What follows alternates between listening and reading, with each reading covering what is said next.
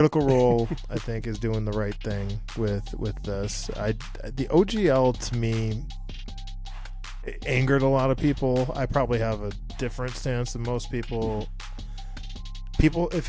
Pulling something away from people, I don't necessarily think it's right.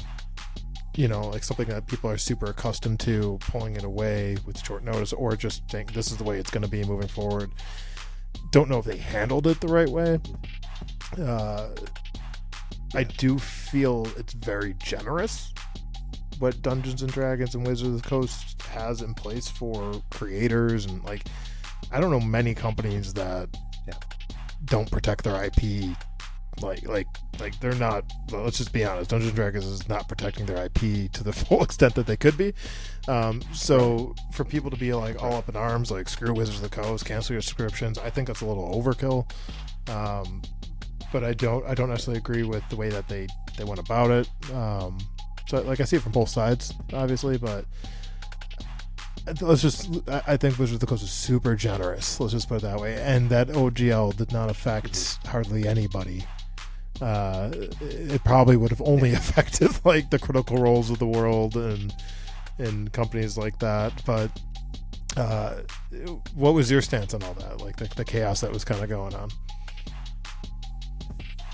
Well, I mean, I think that it's hard not to have the same view as you, seeing as that we we both work in the creative field and the making of comic books and knowing like the IP. I mean, you're not gonna have just me and Fred are gonna work on Spider-Man right now, and it's gonna be a different thing. We're gonna be using the basis of Spider-Man, but everyone knows that it's our own original content, and it's gonna be okay. That just doesn't happen. It's not allowed.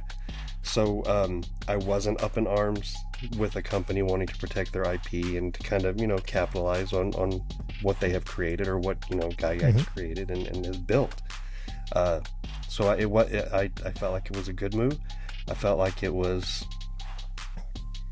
I feel like that they didn't expect the backlash to the extent, because probably they did the numbers just like any business would and saw that, okay, this is how many people it's truly going to affect, so we'll prepare for that. So I don't think they prepared for people who will never make anything and never benefit from an OGL being like, this is wrong. They took our job. Dude, it was crazy. It was like a full-on fledged Civil War in tabletop RPG land. It was wild. I mean, to me, you could take away D&D and you can still, I think now that it's been out there and then people have experienced role playing with their friends, you can create your own systems, you can tell your own story.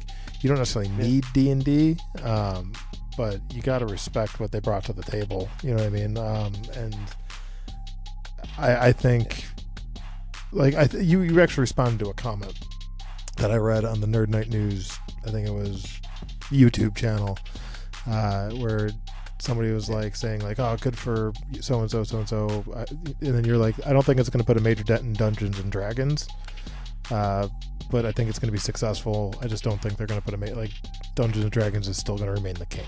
You know what I mean? But I don't think we're going to be getting.